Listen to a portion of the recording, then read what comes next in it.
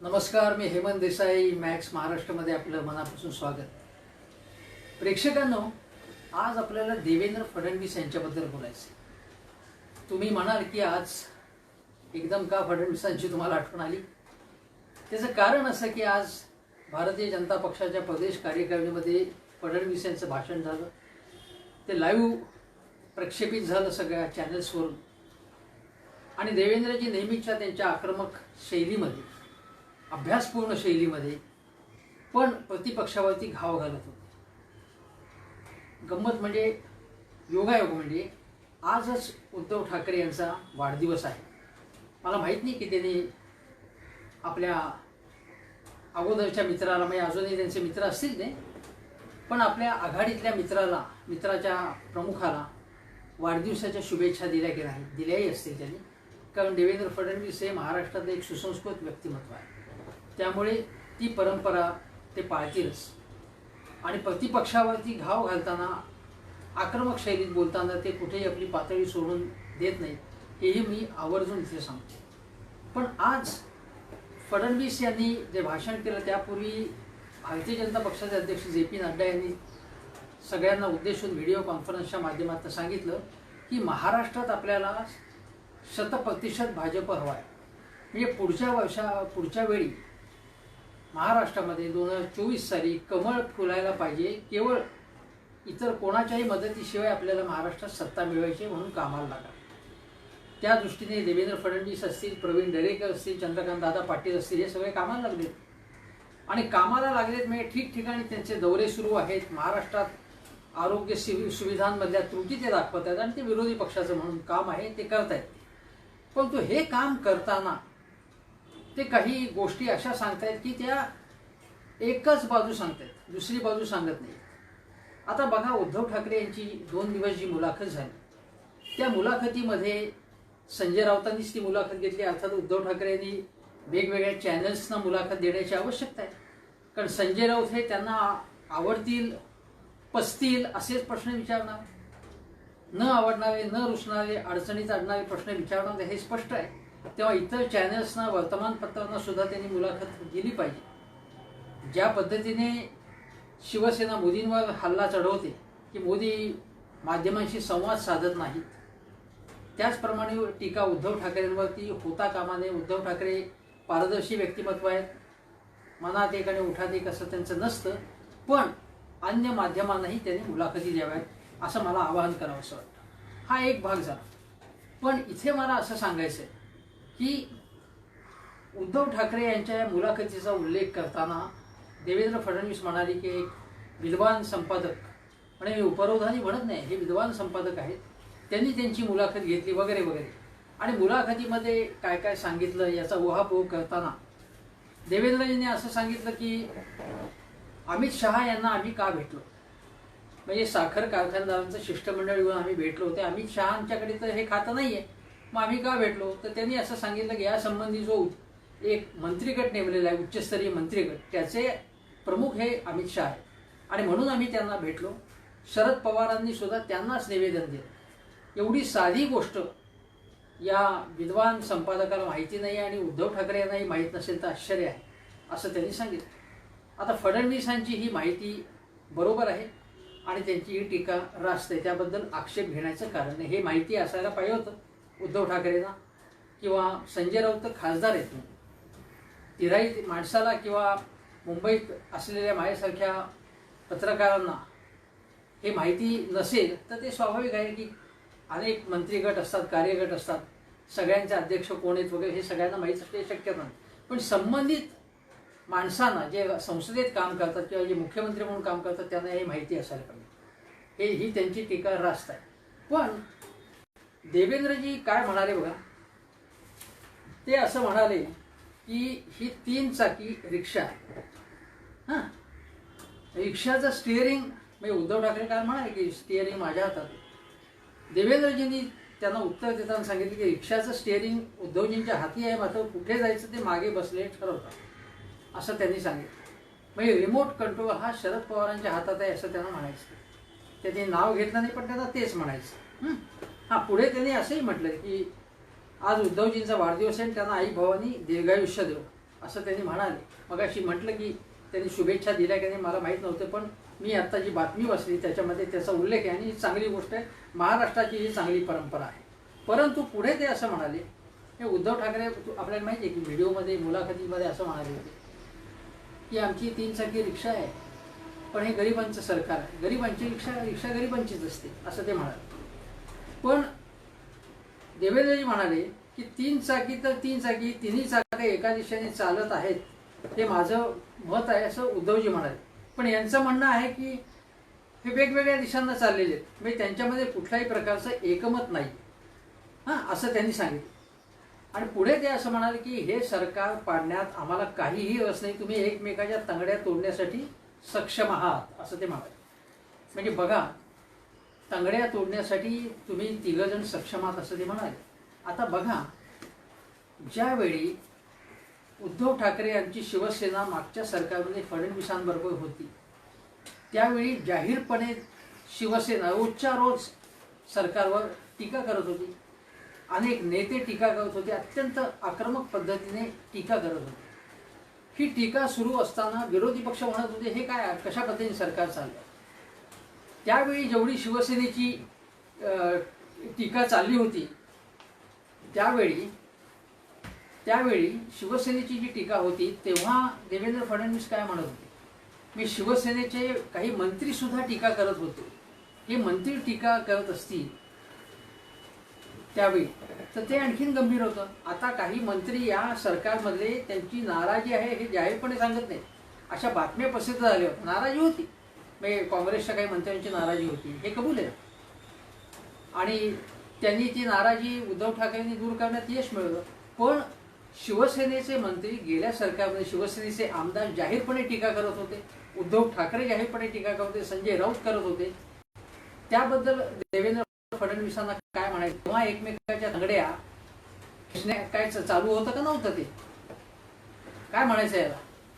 जेव्हा आमच्या खिशात राजीनामे होते असं शिवसेना म्हणत होती आणि त्याबद्दल राष्ट्रवादी आणि काँग्रेसवाले टीका करत होते, तेव्हा देवेंद्र फडणवीस असं म्हणत होते की काहीही नाही, आमचं व्यवस्थित चाललं आहे, अलबेले सगळं छान चाललं.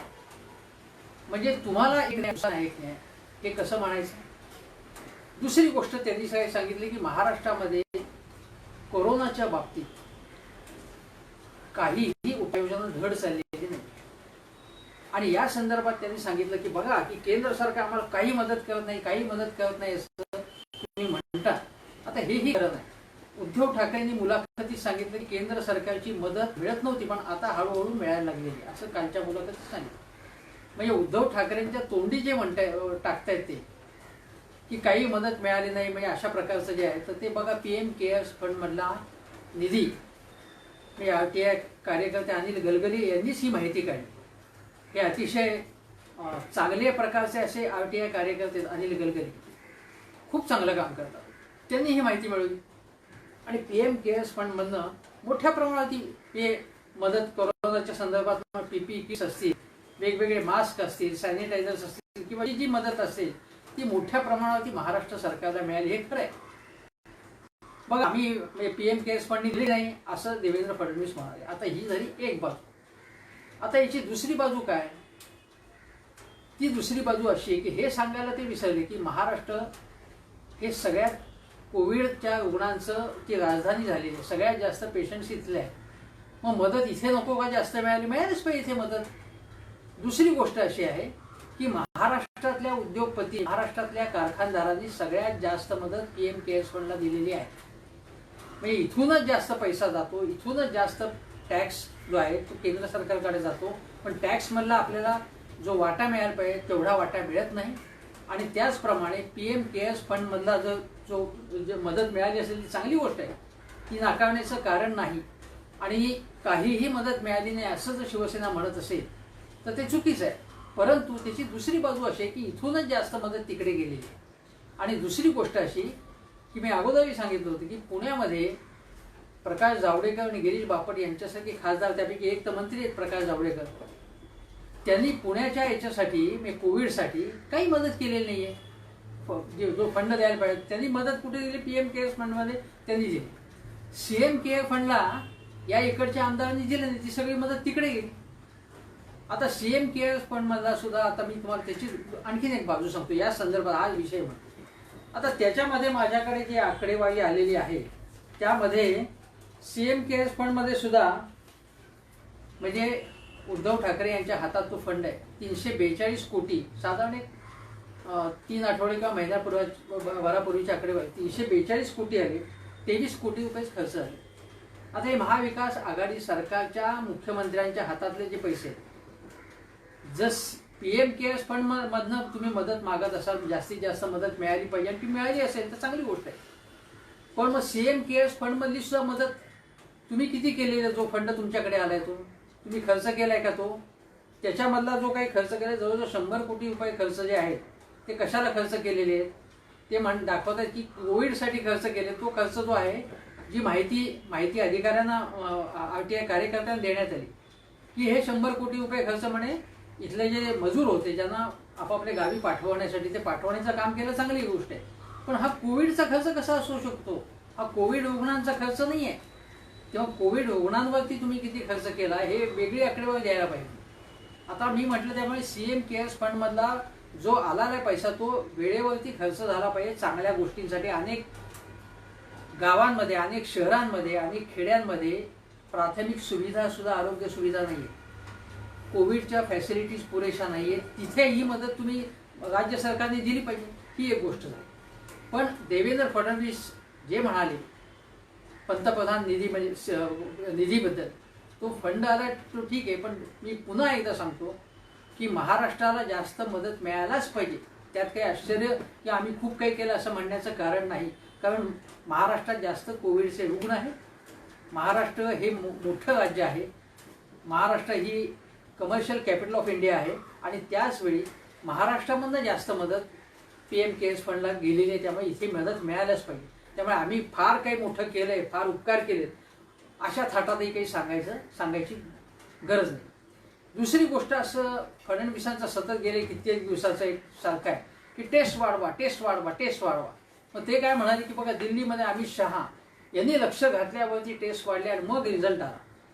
त्याच्या अगोदर नवी दिल्लीमध्ये जेव्हा करोनाचा प्रसार झाला होता तेव्हा नवी दिल्ली सरकारने ज्या अनेक योजना आणल्या, अनेक कल्पक उपक्रम राबवले, त्यामुळे कोविडचे पेशंटची संख्या कमी राहिलेली होती. खाजगी हॉस्पिटलच्या संबंधी सुद्धा त्यांनी बडगा उगारलेला होता आणि वेगवेगळ्या उपाययोजना त्यांनी केल्या होत्या. त्यामुळे त्याला रोग अगोदरचा लागला होता, पुन्हा वाढला, पुन्हा हे संकट वाढलं, हे ठीक आहे. पण ही आपण लक्षात घेतलं पाहिजे की सगळ्या आरोग्यविषयक तज्ज्ञांनी जागतिक आणि भारतातल्या सांगितलंय की जुलैमध्ये, ऑगस्टमध्ये हे संकट वाढणार आहे. त्यामुळे ही संख्या वाढणारच आहे. पण यांनी मात्र देवेंद्र फडणवीसांना हे राजकीय विधान आहे की बघा अमित शहांनी लक्ष घातल्यावरती हे सगळं संकट निवळायला कशी सुरुवात झाली हे त्यांनी सांगितलं. अमित शहा हे आरोग्यविषयक मोठे तज्ज्ञ आहेत. अरविंद केजरीवाल हे तर इंडियन रेव्हेन्यू सर्व्हिस मधले अधिकारी आहेत. त्यांना चांगला अनुभव आहे, प्रशासनाचा चांगला अनुभव आहे. मनीष सिसोदिया हे अत्यंत हुशार व्यवस्था आहे, ते उपमुख्यमंत्री आहेत. तेव्हा त्यांना काहीही कळत नाही आणि फक्त आमच्यामुळे हे झालं हे सांगणं. मी म्हणजे म्हटलं ना की जसं की झूठ बोले कौवा काटे, काले कौवे से डरियो, हे जे गाणं आहे ना, म्हणजे हे मी म्हणतो की असत्य तुम्ही बोलताय असं मी थेट म्हणू शकत नाही, पण तुम्ही एकच गोष्ट सांगताय, म्हणजे एकच गोष्ट दाखवायची, दुसरी गोष्ट दाखवायची नाही. आणि हेच खरं म्हणून सगळं हे 100% सत्य म्हणून लोकांपुढे पेश करणं हे सुद्धा एक प्रकारे असत्यच आहे ना. म्हणजे तुम्ही स्वतःला हरिश्चंद्राचे अवतार समजता का? आणि एकच गोष्ट सांगता तुम्ही लोकांना, लोकांच्या मनावरती चुकीच्या गोष्टी तुम्ही बिंबवतात, हे लक्षात ठेवा. तिसरी गोष्ट त्यांनी काय सांगितली की बघा साखर कारखानदारांचा जे प्रश्न आहेत, आता इतके साखर कारखानदारांचा प्रश्न आहे, ऊस शेतकऱ्यांचा प्रश्न आहे, आम्ही बघा काय काय गोष्टी केल्या. आता यांच्या काळामध्ये जर बघितलं तर ऊस आंदोलन झालेलं होतं, मोठं आंदोलन झालं होतं. ऊस शेतकरी नाराज होते, FRPचा प्रश्न होता. राजू शेट्टींची नाराजी कशामुळे होती? मग त्यांनी सांगितलं बघा आम्ही सगळं कसं ऊस शेतकऱ्यांसाठी, साखर कारखान्यांसाठी कसं केलं.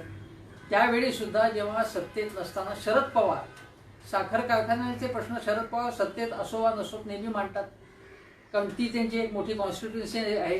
काँग्रेसमध्ये असताना किंवा राष्ट्रवादीमध्ये असताना अनेक साखर सहकार क्षेत्रातले अनेक नेते त्यांच्या त्यांच्या पक्षामध्ये आहेत.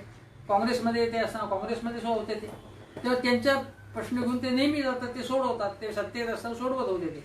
त्याप्रमाणे सत्तेत नसताना सुद्धा अनेक प्रश्न शरद पवार घेऊन जात होते. पण तेव्हा त्यांनी असं काही सांगितलं बघा मी कसं काय करतो, मी कसं काय केलेलं आहे. आता देवेंद्रजी म्हणाले की बघा मी शिष्टमंडळ घेऊन गेलो, आता बघा आता ते म्हणजे त्याने असं संकेत दिले की आता लवकरच उपाययोजना होईल. आता याच्यातली दुसरी गोष्ट अशी की जे मी अगोदरच्या व्हिडिओत सांगितलं होतं की काही साखर सहकार सम्राट त्यांच्याकडे आले त्यांच्या पक्षामध्ये.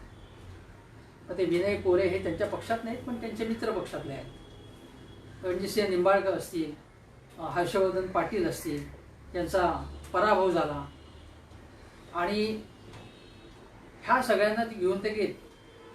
आता यांचे प्रश्न सोडवणं आहे पण त्यामध्ये मुख्य गोष्ट काय आहे की कर्नाटक आणि उत्तर प्रदेश या दोन ठिकाणचा जे साखरेचा प्रश्न आहे तिकडे सरकारी आणि खाजगी साखर कारखाना आहे त्यांचे बरेच म्हणजे थकबाकी त्यांची थकली, शेतकऱ्यांची थकबाकी द्यायची राहिली.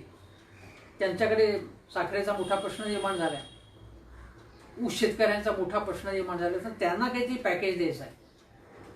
त्यामुळे केंद्र सरकार त्यांना देणारच आहे, त्यांची मोठी थकबाकी आहे. तेव्हा त्यांना म्हणजे ज्याला म्हणतो की त्यांना गॅरंटीज द्यायच्या, नवीन कर्ज द्यायचं, सवलतीचा व्याजदर हे करायचा किंवा त्यांना अनुदान द्यायचं, रिलीफ पॅकेज म्हणतो ज्याला, ते देण्याचा विचार सरकारचा चालू आहे. त्याच्यातच त्याला जोड म्हणून आपल्याकडचे जे साखर कारखानदार जे भारतीय जनता पक्षाच्या जवळ आलेले आहेत, कारण ते कशासाठी आलेले, ते त्यांना पॅकेज मिळावं म्हणून आलेले, त्यांना घेऊन देवेंद्रजी गेले. शरद पवार जसे सगळ्या साखर कारखानदारांचे किंवा ऊस शेतकऱ्यांचे प्रश्न मांडण्याचा प्रयत्न करतो, सगळे सोडवत होते असं बिलकुल नाही.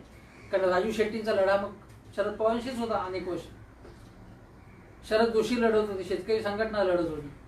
पण हे जे पॉलिटिक्स लक्षात घेतलं पाहिजे की कर्नाटक आणि उत्तर प्रदेश यांना रिलीफ पॅकेज देणार आहे, त्याच्याबरोबर आपल्या यांचं हे रिलीफ पॅकेज मिळू शकते याच्यामध्ये. आणि त्याच्यामधनं भारतीय जनता पक्षाची जी कॉन्स्टिट्युएन्सी आहे, मतदारसंघ आहे, तो चांगला बळकट होऊ शकतो, हा त्याच्यामागे उद्देश आहे. आता व्यापक शेतकरी प्रश्न फक्त आम्ही सोडवत होतो, म्हणजे शेतकऱ्यांचे बघा प्रश्न आम्ही कसे सोडवत होतो, अशा थाटामध्ये सुद्धा देवेंद्रजी बोलले. आणि त्यांनी सांगितले की बघा दुधाचा जो प्रश्न आहे तो दुधाचा प्रश्न आम्ही कसा सोडवला. आता वास्तविक आपल्याला लक्षात असेल तर दूध शेतकऱ्यांचा मोठा आंदोलन त्यांच्या काळात झालं होतं. अनुदानाची मागणी झाली होती त्यावेळी आणि त्यांनी अनुदान मग खूप मागणी झाल्यानंतर त्यांनी काय केलं की दुधाला त्यांनी 25 रुपयाचा दर देता यावा म्हणून पावडर बनवणाऱ्या कंपन्यांना 5 रुपये अनुदान देण्याचं ठरवलं लिटरला. आता हे अनुदान देण्याचं ठरवल्यानंतर म्हणजे फडणवीस सरकार तेव्हा काय झालं होतं तुम्हाला आठवतं? तेव्हा असं झालं होतं की त्यांनी या अनुदान देताना जाचकाठी घातल्या होत्या खूप, शिवाय बरेच महिने अनुदान वर्गही झालं नव्हतं. म्हणजे मला जी माहिती मिळालेली आहे त्या शेतकऱ्यांकडनं, ते म्हणत होते की तेव्हा आमच्यामध्ये मोठ्या प्रमाणात अस्वस्थता होती. कारण ही एक प्रकारे फसवणूक गेल्या वेळच्या फडणवीस सरकारने, भारतीय जनता पक्षाच्या नेतृत्वाखालच्या सरकारने फसवणूक आमची एक प्रकारे केली, अनेक बाबतीत त्यांची फसवणूक केली असं ते सांगत होते. आता ही झाली गोष्ट. आता शेतकऱ्यांचं यांनी काय कल्याण केलेलं आहे जर आपण म्हणाला, शेतकऱ्यांचं मोठं कल्याण होत होतं असा आवाहन आज फडणवीस परत बोलत होते. तर आता त्यांना सांगायला लागेल की त्यांच्या काळामध्ये मी सगळ्यासोबत मी किमान पहिल्या 3 वर्षातच 12,000 शेतकऱ्यांनी आत्महत्या केल्या होत्या पहिल्या 3 वर्षामध्ये. आज फडणवीस काय म्हणाले, मी आत्महत्यांच्या याच्यामध्ये जात नाही. का जात नाही? कारण तुमच्या काळात जास्त झाल्या होत्या, अगोदरच्या काळातही झाल्या होत्या. 70 वर्षात 60 वर्षात काय झालं तेव्हा झाल्या होत्या आत्महत्या, पण तुमच्या काळात जास्त झाल्या आत्महत्या, हे सांगायला पाहिजे. दुसरी गोष्ट, अजित नवले जे किसान सभेचे म्हणजे कम्युनिस्ट नेते, यांनी मोठा ऐतिहासिक मोर्चा काढला होता बघा, आपल्याला आठवत असेल, नाशिकहून पायी चालत होत्या महिला, आजीबाई सुद्धा त्याच्यामध्ये, वयस्कर स्त्रिया सुद्धा होत्या त्यामध्ये, वयस्कर पुरुष होते आणि अत्यंत कल्पक पद्धतीने जोशामध्ये त्यांनी मोर्चा काढला होता. मग गिरीश महाजन सामोरे झाले होते, आपल्याला आठवत असेल. तो मोर्चा कशासाठी आला होता? शेतकरी सुखात आनंदात होता त्या काळामध्ये, फडणवीस सरकार असताना. केंद्रात तेव्हाही मोदी सरकार होतं, तेव्हा आनंदात होता. तेव्हा आपण लक्षात घेतलं पाहिजे. तेव्हा शिवबाचा महाराष्ट्र शेतकऱ्यांची स्मशानभूमी बनला, असे उद्गार कॉम्रेड अजित नवले यांनी काढले होते. हे लक्षात घ्या. म्हणजे स्मशानभूमी बनला असं त्यांनी काढलं होतं. नंतर त्यांनी काय सांगितलं होतं तेव्हा, की अजित नवले असतील, शेतकऱ्यांचे बाकीचे नेते असतील, बऱ्याच जणांकडनं जी मला माहिती मिळाली, ते असं तेव्हा म्हणाले होते की महाराष्ट्रात आपल्याला आठवत असेल की फडणवीसांच्या त्या पर्वामध्ये अवकाळी पाऊस, दुष्काळ ही संकटे येत होती. पण दुष्काळ असूनही अनेक गावांना दुष्काळग्रस्त म्हणून जाहीर करण्यात आलं नाही, त्याच्यातनं वगळण्यात आलं.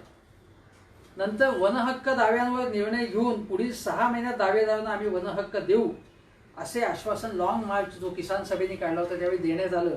पण त्याचंही मुदतीत आणि नीट पालन करण्यात आलं नाही, अशी जाहीर टीका किसान सभेने त्यावेळी केलेली होती. हे लक्षात ठेवा आपण.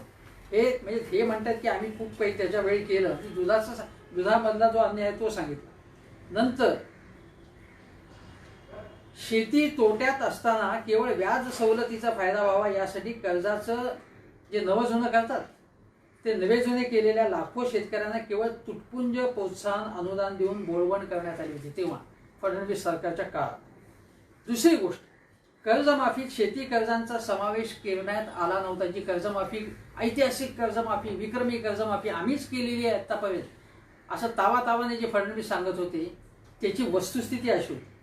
त्यामध्ये सावकारांनी दिलेली कर्ज, पतसंस्थांची, मायक्रो फायनान्स, सोने तारणावरती दिलेली, नंतर महामंडळांची कर्ज यांचा समावेश नव्हता.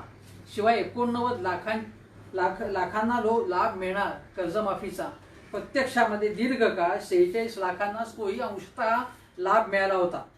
म्हणजे शेतकऱ्यांवरचं यांचं प्रेम जे आहे ते कसं होतं हे आपण लक्षात घ्या. म्हणजे आम्ही शेतकऱ्यांचे तारणहार होतो असं जे सांगायचा आज फडणवीस प्रयत्न करत होता, त्याची वस्तुस्थिती अशी आहे. हे अर्धवट सांगतात, काही गोष्टी खोट्या सांगतात, काही गोष्टी ठोकून देतात, पण हे वास्तव आहे, हे लक्षात घेतलं पाहिजे. याचा अर्थ आत्ता शेतकऱ्यांचं चांगलं आहे का? अजिबात नाही. मी गेल्या व्हिडिओतही सांगितलं की कृषी मंत्री दादा भुसे हे कुठे आहेत, ते काय करतायत, बांधावरती बी बियाणं देणार, खत देणार. आज फडणवीसांनी त्याचा उल्लेख केला, योग्य उल्लेख होता तो. कुठेही अस्तित्व त्यांचं दिसत नाही. ते बियाणे बोगस निघालं, आता ते बियाणं बदलून देणारे, नुकसान भरपाई देणारे असं उद्धव ठाकरे म्हणाले. पण कृषी खात्याचा कारभार चांगला आहे असं म्हणता येणार नाही. उद्योग क्षेत्रामध्ये सुद्धा लोकांचे प्रश्न आहेत आणि ते चांगल्या प्रकारे सोडवले जात आहेत अशातला भाग. पण आज फडणवीसांनी एक उल्लेख असा केला की बघा, हे सरकार म्हणजे महाविकास आघाडीचं सरकार कसं अन्याय करतं. त्यांनी असं सांगितलं, बघा पुण्यामध्ये या पुणे महानगरपालिकेला यांनी काहीच दिलं नाही. आता ही मी कसं ते खोटं सांगताय याची मी जी माहिती काढली ती अशी. आता पुणे महानगरपालिकेला एक सांगतो, 3 कोटी रुपये कोविड निधीचं दिलेला आहे, राज्य सरकारने दिलं. काहीही दिलं नाही असं म्हणाले, हे खोटे. 3 कोटी दिला निधी. GST मधले जे केंद्राकडनं येतात आपल्याकडे पुन्हा, त्यातले 678 कोटी रुपयांचा निधी पुणे महानगरपालिकेला दिलेला आहे. दुसरं म्हणजे प्रॉपर्टी टॅक्स, शैक्षणिक आपत्ती खर्च जो असतो तो महापालिकेचा खर्च सरकार भरून देतं. नंतर वार्षिक बजेट आलं की जो काही खर्च तुमचा येतो, म्हणजे विशेष काही तुम्ही खर्च केला असेल तर त्याचा तो सुद्धा कॉम्पेन्सेट राज्य सरकारतर्फे केला जातो. पण पुणे महापालिका जी आज भारतीय जनता पक्षाच्या ताब्यात आहे, त्यांनी तो सगळा खर्च काय झाला, ते कोणते कार्यक्रम होते, कोणते उपक्रम आम्ही राबवले, ते जर तुम्ही राज्य सरकारकडे तिचा हिशोब पाठवला की मग त्यानंतर तुम्हाला मिळणार. ती पद्धत आहे ना, एक प्रोसिजर आहे. तेव्हा काहीही दिलं नाही हे साफ खोटं आहे. दुसरी गोष्ट म्हणजे मला जी अशी माहिती मिळाली अशी की पुण्यामध्ये औषधं असतील किंवा सॅनिटायझर असतील, हे सगळं किंवा PP किट्स हे जास्त भाव देऊन, जास्त भाव मोजून हे खरेदी केले जात आहेत. पुणे महानगरपालिकेत जी भाजपच्या ताब्यात आहे आज, नीतिवान अशा पक्षाच्या ताब्यात आज पुणे महानगरपालिका आहे. मग तिथे हा भ्रष्टाचार होत असल्याचा थेट आरोप होत आहे. या आरोपाचं काय करायचं? याचा अर्थ मुंबई महानगरपालिकेत काही होत नाही असं नाही. मुंबई महानगरपालिकेची माहिती माझ्याकडे काही काही येते, त्यामधली माहिती उघड करावी लागणार आहे नंतर. आता पुरेशी माहिती आलेली नाही तर आत्ताच उघड केली असते. ती शिवसेनेच्या ताब्यात आहे. शिवसेनेला मी अजिबात याच्यामधनं वगळत नाही. जेव्हा टीका करायची तेव्हा शिवसेनेवरती करणार, जेव्हा टीका करायची जेव्हा वेळ येईल तेव्हा काँग्रेस राष्ट्रवादीवर सुद्धा टीका करणार. कोणी असं समजू नये. जे आहे ते आहे मी सांगतो. पण आज देवेंद्र फडणवीसांचा जो विषय आहे त्यामध्ये तुम्ही लक्षात घ्या की पुणे महानगरपालिकेमध्ये तिथल्या अनेक राजकीय नेत्यांनी आणि काही सामाजिक कार्यकर्त्यांनी सांगितलं की मंगल कार्यालय काय 4-10 काय मंगल कार्यालय ताब्यात घेऊन ते कोविड पेशंट्स ठेवायचं तिथे. त्याच्या पलीकडे काहीही केलं नाही. आता आज अजितदादांनी अनाऊन्समेंट केली आहे काहीतरी की तिथे खास जम्बो इस्पितळं उभारण्याची योजना आहे. आता पुणे महानगरपालिका जी भाजपच्या ताब्यात आहे तिथे काहीही झालं नाही हे मी तुम्हाला सांगितलं. याच्याबद्दल फडणवीस काही बोलले नाही. ते मुंबई महानगरपालिकेबद्दल बोलले. पण मुंबईमध्ये आता मुंबईची गोष्ट असेल तर मुंबईमध्ये निदान गोरेगावला BKC इथे कोविडची मोठी हॉस्पिटल्स तरी उभी झाली आहेत ना. ते तरी तुम्ही मान्य का? पुणे महानगरपालिकेने ते केले का? भाजपच्या ताब्यात असलेल्या मुंबईत काहीही केलं नाही असं जेव्हा सांगत होते. पण पुण्याचा विषय झाला तर तुम्ही काय उत्तर देणार त्याला? त्या नागपूरमध्ये तुकाराम मुंडे हे तुमचा बंदोबस्त करतायत, प्रामाणिकपणे काम करतायत. तिथे तुम्ही त्यांच्या वाटेत काटे पेरताय. केवळ भाजप नाही, तिथे काँग्रेसची सुद्धा नेते त्याच्यामध्ये आहेत त्यांच्या विरोधी कारवाया करण्यामध्ये. म्हणजे एक लक्षात घेतलं पाहिजे आपण की तुम्ही सगळं चांगलं करतायत अशातला काही भाग. आता दुसरी गोष्ट अशी आहे की याच्यामध्ये एक सांगायची गोष्ट, महत्त्वाची गोष्ट म्हणजे औरंगाबादची. आता औरंगाबादमध्ये बघा, औरंगाबादची गोष्ट सांगतो मुंबईचा. औरंगाबादमध्ये मृत्यूदर जो आहे ना तो 5.50 वरून 3.5 वरती आलेला आहे. रुग्ण दुप्पट होण्याचं प्रमाण जे आहे म्हणजे डबलिंग रेट ज्याला म्हणतो आपण, तो 11 दिवस होता तो आता 26 दिवसांवर आला आहे. आणि दशलक्ष लोकसंख्येच्या प्रमाणात चाचण्यांचं प्रमाण औरंगाबादमध्ये मी माहिती जी मिळाली ती चाचण्यांचं प्रमाण मुंबई, दिल्ली आणि गोव्यापेक्षा औरंगाबादमध्ये जास्त आहे. फडणवीस म्हणतात चाचण्या नाही आमच्याकडे. आता आणखी एक गोष्ट सांगतो. मुंबईमध्ये जर तुम्ही बघितलं तर मुंबईमधली जी आकडेवारी आहे की आता अशी आहे की मुंबईत आता बघा, मुंबईत दररोज 12,000 चाचण्या होतात दररोज. आणि दुसरं म्हणजे करोनाचा प्रादुर्भाव अधिक असलेल्या विभागात आता किऑस्क उभारले जाणार आहेत खास. नंतर राज्यात गुरुवारपर्यंत 17,90,000 म्हणजे जवळजवळ 18 लाख चाचण्या झालेल्या आहेत. आणि मुंबईत 4.5 लाख चाचण्यांची नोंद आहे. आता चाचण्या वाढवल्या जात आहेत. महाराष्ट्रातला जो आकडा जो होता महाराष्ट्रातला पर डेचा तो 46,000 आधी 30,000 होता. माझ्या माहितीप्रमाणे कालच्या दिवशी तो 50,000 वर गेलेला आहे. चाचण्या वाढवल्या जात आहेत त्या. आणि फडणवीस म्हणतात की चाचण्याच होत नाहीच, अगदी खालचा नंबर आहे आपला 19वा नंबर आहे वगैरे. मी ती माहिती काढण्याचा प्रयत्न केला, मला ती माहिती मिळाली नाही. फडणवीसांनी ज्या वेबसाईटचा उल्लेख करून ती माहिती सांगितली, फडणवीसांच्याकडे आकडेवारी असेल तर मला माहीत नाही. पण ही जी आहे चाचण्या कमी होत आहेत, चाचण्या वाढवल्या जात आहेत. आणि आज जर बघितलं तर मुंबईमध्ये जे करोनाचं जेवढं संकट होतं हळूहळू ते निवळताना दिसतंय. ते पुण्यामध्ये वाढलं तर पुण्यामध्ये आता काम करण्याचं काम पुणे महानगरपालिकेचं जास्त आहे. हे आपण लक्षात घेतलं पाहिजे. पुणे महानगरपालिकेने आता जास्त काम केलं पाहिजे. सोलापूरमध्ये संकट आहे, चंद्रपूरमध्ये संकट आहे, तिथे काम केलं पाहिजे. पण फडणवीस जे सांगतायत आज, ज्या गोष्टी सांगतायत की चाचण्या खूप कमी होत आहेत, चाचण्या वाढवल्या जात आहेत, तेव्हा तुम्ही दिशाभूल करू नका. म्हणजे चाचण्यांबाबत, PM केअर्स फंडाबद्दल, शेतकऱ्यांच्या प्रश्नांबद्दल प्रत्येक प्रश्नाबद्दल तुम्ही ज्या गोष्टी सांगतायत त्या गोष्टी आणि प्रत्यक्षातली वस्तुस्थिती याच्यामध्ये फरक आहे. हा फरक आहे आणि त्या फरकामुळे मला असं सांगावंसं वाटतं की तुम्ही निदान लोकांची सातत्याने दिशाभूल करू नका. त्यामुळे तुम्हाला माहिती आहे की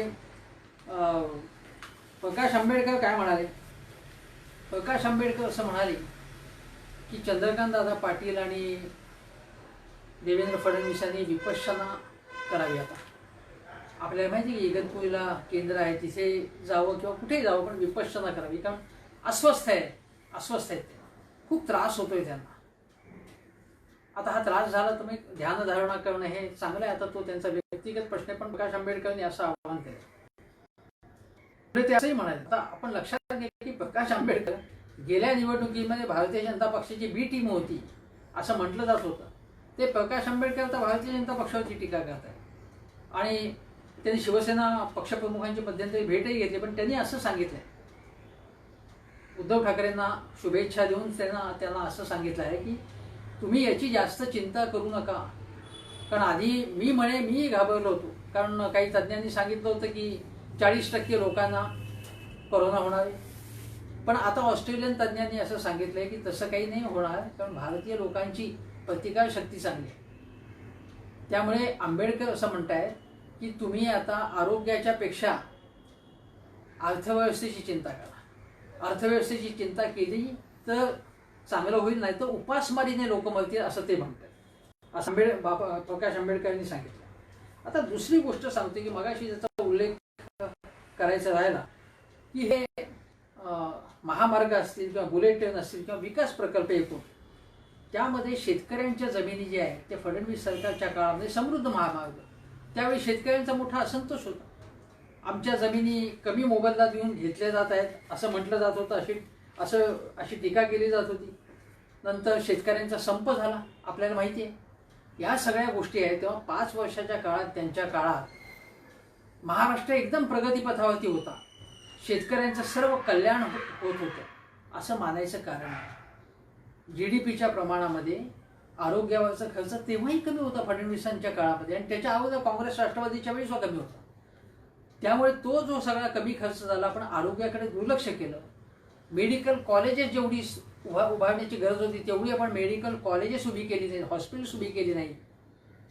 या सगळ्या गोष्टी ज्या आहेत त्या गोष्टी आपण लक्षात घेतल्या पाहिजेत.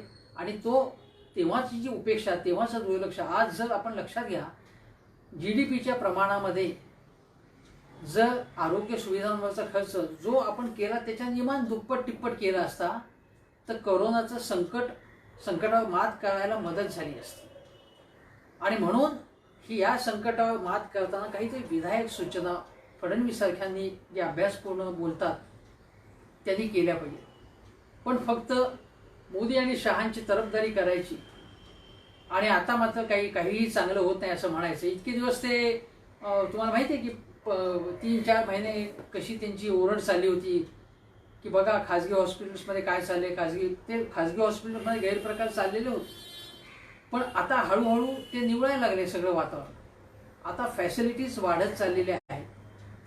आणि आता खरा प्रश्न असा आहे जो मला महत्त्वाचा आहे, ज्याच्यावरती मी बोलणार आहे. कारण आता हा जो कोरोनाचा जो आहे ना, कोरोनाचा प्रश्न, त्या संकटावरती मात करण्याची तर आवश्यकता आहेच. पण मात करताना कोरोनाची जी एक इंडस्ट्री तयार झालेली आहे, म्हणजे असं की या आरोग्य सुविधांच्या नावाखाली जे सगळे बजेट्स येतात ना, त्या बजेट्सवरती नगरसेवकांचा, आमदारांचा वगैरे त्यांच्यावरती डोळा आहे. आणि त्याच्यामधनं काही गैरप्रकार होत असल्याची शंका आहे, काही माहितीसुद्धा आहे ठिकठिकाणी. म्हणून फंड जास्तीत जास्त आणायचा आणि तो कसाही खर्च करायचा. माझ्या मते हा जो फंड PM केअर फंडमधला असेल, CM केअर फंडमधला असेल, मुख्यमंत्री सहायता निधीमधला असेल किंवा कुठलाही असेल फंड, त्याचा वापर कसा होतो आहे याच्याकडे विरोधी पक्षांनी, फडणवीसांनी अधिक लक्ष दिलं पाहिजे. त्यामध्ये जर भ्रष्टाचार होत असेल तर तो सामोरा आणला पाहिजे. भ्रष्टाचार अवश्य सामोरा आणा. महाविकास आघाडी सरकारला त्याबद्दल अडचणी झाला, परंतु कृपा करून तुम्ही एकतर्फी गोष्ट सांगू नका.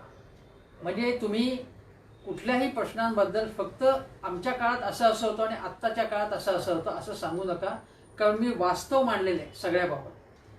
मी कोविडच्या मध्ये मी सुद्धा असं वास्तव मांडलेलं आहे की मुंबईमध्ये सुद्धा टेस्टिंग वाढलेलं आहे. तर तुम्ही म्हणता की टेस्टिंग वाढलं नाही इथे टेस्टिंग मोठ्या प्रमाणामध्ये.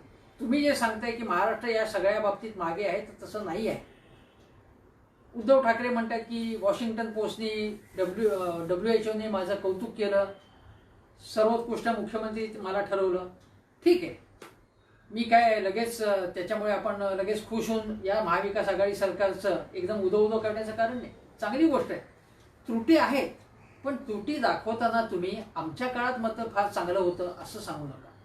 नंतर प्रत्येक गोष्ट सांगताना एकतर्फी गोष्टी सांगू नका. तुम्ही दोन्ही बाजू त्याच्या सांगा. मी दोन्ही बाजू सांगत नाही, एकच गोष्ट तुम्ही सांगता आणि त्यामुळे लोकांची दिशाभूल होते. आणि ही दिशाभूल थांबली पाहिजे हे सांगणं माझं कर्तव्य. कारण कोणी अर्धवट माहिती सांगत असेल, काही बाबतीत खोटी माहिती सांगत असेल, तर लोकांना सत्य काय ते मला सांगावं लागेल. आणि यापुढेही मी सांगत राहील. मग ते कोणाच्याही विरुद्ध असेल, भाजपच्या विरुद्ध असेल, काँग्रेस, राष्ट्रवादी, शिवसेना, कुठल्याही पक्षाविरुद्ध असेल, जर कोणी खोटं बोलत असेल, खोट्या गोष्टी सांगत असेल, तर ते मी सांगेन.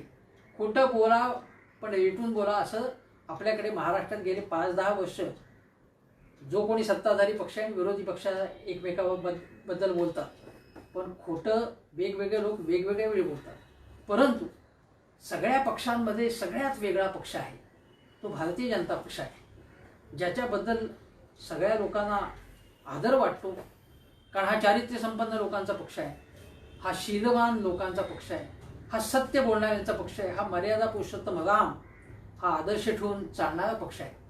त्यामुळे त्याच्याबद्दल गैरसमज होऊ नये, त्याच्याबद्दल लोकांना टीका करायला वाव मिळू नये अशी माझी इच्छा आहे. देवेंद्र फडणवीसांनी त्याच दिशेने म्हणजे सत्याच्या दिशेनेच वाटचाल करावी अशी माझी इच्छा आहे. आणि मला काय कोणाला झूट बोलले कव्वा काटे असं बोलण्याची संधी मिळू नये, संधी देऊ नये त्यांनी, असं मी खरंच मनापासून म्हणतो आहे. आज उद्धव ठाकरे यांना फडणवीसांनी शुभेच्छा दिल्या, चांगली गोष्ट आहे. शुभेच्छा देताना म्हणजे त्यांनी हे लक्षात ठेवा की उद्धव ठाकरे आणि त्यांच्या व्यक्तिमत्वात आणि स्वभावामध्ये पूर्णपणे फरक आहे.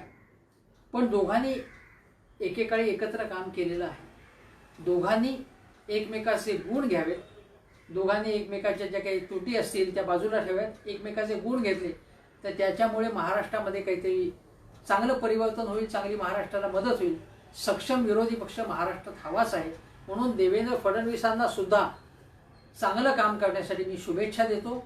पण त्यांनी जर चुकीचं काम, काही चुकीच्या गोष्टी सांगितल्या तर त्याच्यावर टीका करणं हा माझा स्वभाव. मी टीका करणार, कोणाही वरती टीका करणार, एवढंच सांगतो आणि या इथेच थांबतो. धन्यवाद.